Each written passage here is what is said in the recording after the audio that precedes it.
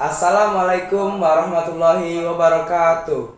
Halo teman-teman, kembali lagi dengan kami di Fakta Podcast Ferdi Arci Kalang Talk Asik. Dengan saya sendiri, Arci Arya Manggala sebagai host dan rekan saya. Muhammad Kalan Sabiri sebagai narasumber. Dan saya Muhammad Firza Putra sebagai narasumber. Baik, di sini kami akan membahas tentang kasus yang ada pada tahun 1998. Oke. Untuk teman-teman, apa sih yang kalian ketahui tentang kasus di tahun 1998? Boleh dong pendapatnya untuk Ferdi atau Kalam yang ingin menjelaskan. Menurut saya ap- apa itu kasus kerusuhan 1998. Jadi kerusuhan pada bulan Mei tahun 1998 itu merupakan peristiwa besar yang menandai jatuhnya Orde Baru di Indonesia. Tragedi ini menyisakan luka mendalam pada kehidupan sosial masyarakat Indonesia, khususnya terkait hubungan antar etnis yang ada di Indonesia.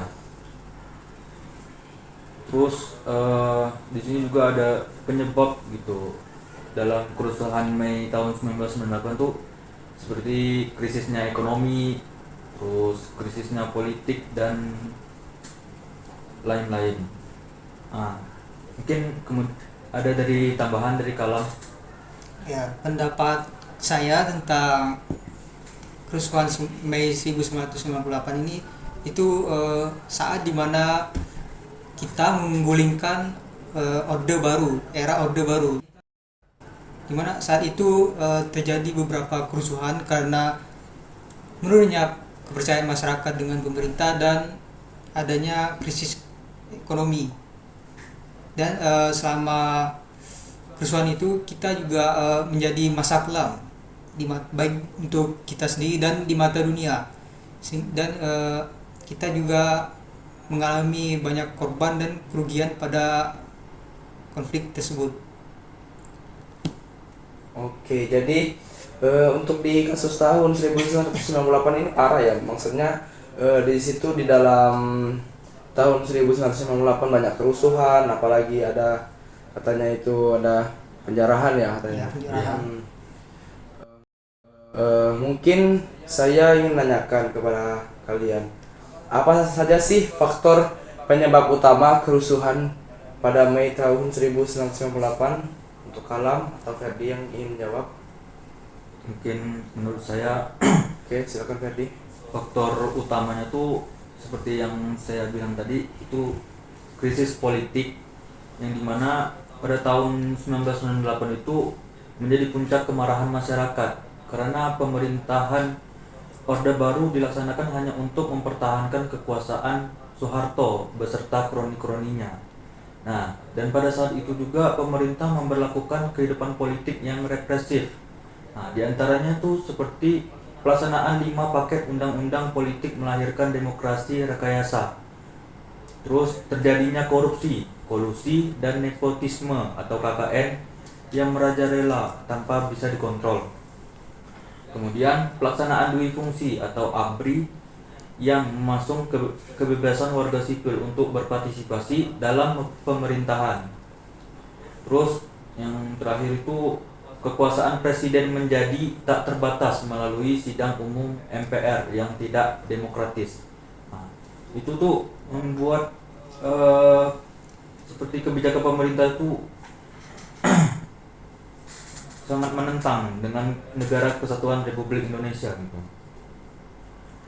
Dan kemudian juga di sini ada krisis ekonomi. Nah, krisis ekonomi itu melanda berbagai negara Asia Tenggara sejak tahun 1996 pada bulan Juli. Nah, dampaknya itu adalah melemahnya nilai tukar rupiah terhadap dolar Amerika Serikat.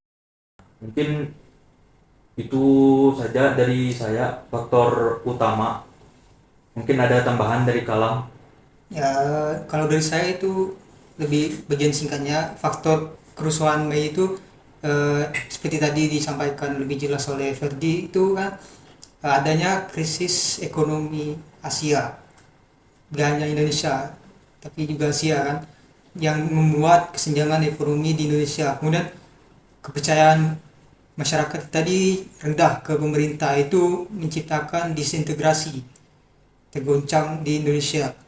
Dan adanya sentimen atau pendapat yang membuat diskriminasi terhadap warga Indonesia yang beretnis Tionghoa. Itu faktor utama dari konflik Mei 1998 menurut saya. Oke. Nah, tadi kan untuk Kalam sendiri tadi kan ada membahas nih warga Tionghoa kan, untuk sentimen tadi ya. Kenapa sih harus warga Tionghoa yang menjadi sasaran konflik? Ya, seperti yang dari berita itu menyebarnya sentimen tadi atau pendapat yang menyebar di masyarakat, terutama apalagi itu sentimen didukung oleh tokoh-tokoh yang berpengaruh. Itu menyebabkan adanya diskriminasi atau sara yang diarahkan ke masyarakat Indonesia yang beretnis Tionghoa tadi. Dan mereka juga kan dianggap menguasai ekonomi di Indonesia. Jadi bermunculan pendapat kalau krisis ekonomi di Indonesia itu semakin diperparah oleh mereka, yang membuat warga Indonesia itu semakin sengsara, yang membuat kerusuhan semakin memburuk. Oke. Baik, terima kasih untuk Kalam pendapatnya. Nah, tadi kan untuk Kalam sendiri tadi ada menyinggung sentimen etnis Tionghoa tadi. Saya ada pertanyaan untuk Kalam. Jika sentimen tadi dapat memicu atau mengancam integrasi, bagaimana sikap seharusnya dalam menanggapi sentimen tersebut? Ya, seandainya kita mungkin pada saat itu menghadapi sentimen yang mengarahkan ke disintegrasi atau memprovokasi kita untuk mendiskriminasi atau yang membuat terjadinya konflik dan terpecah belahnya Indonesia, kita harus pertama itu menolak atau tidak mengikuti atau tidak terpancing dengan provokasi tersebut. Kemudian jika kita sudah sadar, kita mungkin bisa menyadarkan orang lain yang juga mendengar atau terkena provokasi tersebut supaya tidak ikut-ikutan juga. Dan kita juga harus menentang keras sumber atau asal dari provokasi tersebut, supaya di selanjutnya tidak ada upaya terhadap percobaan untuk menguji integrasi kita. Oke. Nah, itu tadi teman-teman. Mungkin Kalam tadi menjawab tentang bagaimana cara menanggapi sentimen yang terjadi pada krisis kerusuhan di tahun 1998. Nah, baik, mungkin saya masih ada pertanyaan. Seandainya jika bukan Tionghoa yang menguasai ekonomi, menurut kalian apakah diskriminasi masih dapat terjadi? Untuk Kalam atau Ferdi yang bisa menjawab? Silakan. Mungkin pendapat saya ya, Oke, silakan Ferdi. mungkin masih terjadi konflik itu karena pada saat itu juga saya ngambil di bagian pemerintahan atau krisis politik tadi. Nah, pemerintah itu kan memberlakukan kehidupan politik yang represif. Nah, di antaranya tuh seperti tadi terjadinya korupsi dan nepotisme atau KKN yang merajalela tanpa bisa dikontrol, terus pelaksanaan 5 paket UU politik melahirkan demokrasi rekayasa. Kemudian terus pada tahun 1998 itu menjadi puncak kemarahan masyarakat karena yang tadi pemerintahan Orde Baru dilaksanakan hanya untuk mempertahankan kekuasaan Soeharto beserta kroni-kroninya. Nah, mungkin itu dari saya, lebih ke pemerintahnya. Mungkin ada tambahan dari Kalam. Silakan. Untuk jika seandainya bukan dari etnis Tionghoa yang menguasai ekonomi. Mm-mm. Dan seperti tadi itu kan provokasi dari sentimen anti Tionghoa tadi kan, salah satunya menyebutkan kalau mereka itu dalam dari krisis ekonomi. Seandainya jika bukan mereka yang menguasai, mungkin eh, untuk diskriminasi itu sulit terjadi ya, untuk diprovokasi. Karena mereka tidak mungkin mendiskriminasi pribumi itu sendiri. Oke, tadi. Nah, di sini kan kalian sudah berpendapat tentang seandainya jika bukan Tionghoa yang menguasai ekonomi, tadi ada kata Ferdi masih dapat terjadi, dan untuk Kalam tidak dapat ya, tidak dapat terjadi. Sulit terjadi. Sulit terjadi. Oke.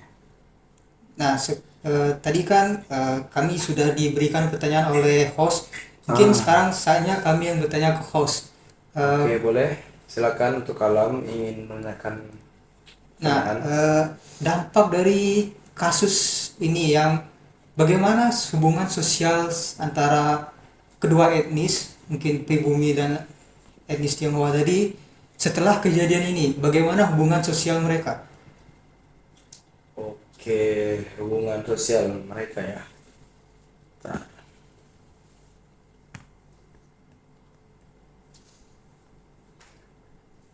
oke, untuk hubungan sosial mereka sendiri, eh, setelah kejadian memprihatinkan bagi rakyat Indonesia, terutama yang beretnis Tionghoa ini, ada banyak kerugian, dimulai banyak korban, hilangnya mata pencaharian, properti yang dirusak, bahkan tempat tinggal etnis Tionghoa yang dikucilkan.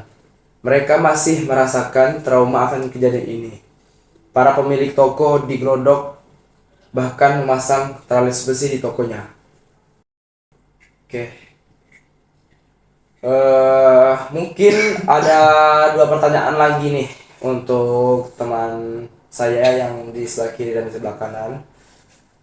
Untuk pertanyaannya, upaya apa sih yang bisa menangani atau mengembalikan integrasi setelah konflik? Untuk Ferdi atau Kalam, boleh menjawab? Mungkin dari pendapat saya, Oke, silakan itu Ferdi. upayanya tuh kayak membangun kayak program dengan mengadakan dialog antar etnis atau agama untuk memahami perbedaan atau dan menumbuhkan rasa saling menghormati. Terus kayak menerapkan keadilan dan hukuman, mentindakkan melanjutkan secara hukum mereka yang bertanggung jawab atas kerusuhan tanpa diskriminasi. Nah, menurut saya itu seperti itu pendapat saya tentang upaya. Nah, mungkin ada pendapat dari Kalam.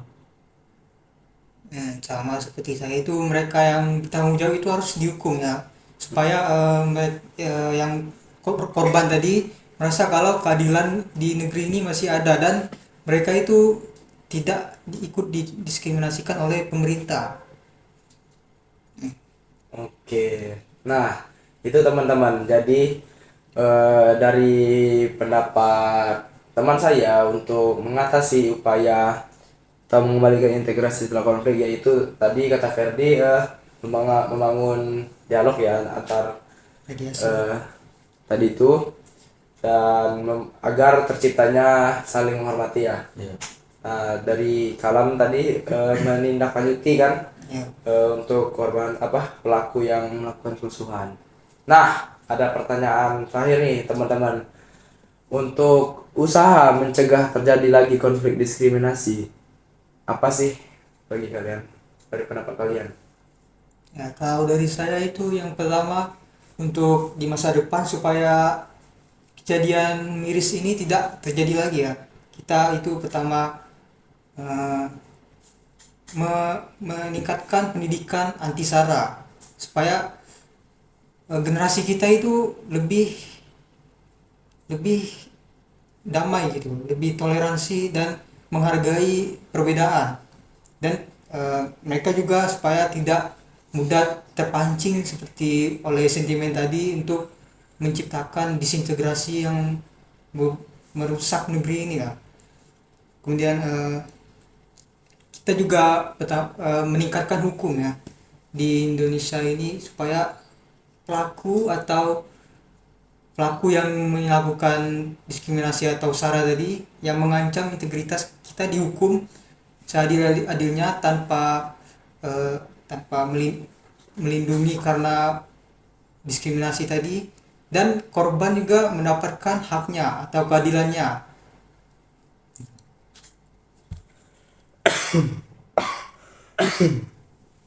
Oke. Tadi dari Kalam teman-teman sudah menjawab usaha mencegah terjadi lagi konflik diskriminasi. Oke. Nah, mungkin dari saya kesimpulannya tadi, dari kerusuhan kasus yang ada tahun 1998, yaitu terjadi banyak kerusuhan, entah itu diskriminasi, ada pengkucilan terhadap etnis Tionghoa. Nah, mungkin tadi juga ada dari Ferdi dan Kalam membahas tentang dari upaya atau cara gimana sih biar agar tidak terjadi lagi ya kan, untuk konflik yang ada pada kasus di tahun 1998. Nah, mungkin itu saja sih teman-teman, pembahasan kami tentang kasus integrasi pada tahun 1998 yang mengalami kerusuhan. Oke, kami dari Fakta Podcast pamit undur diri.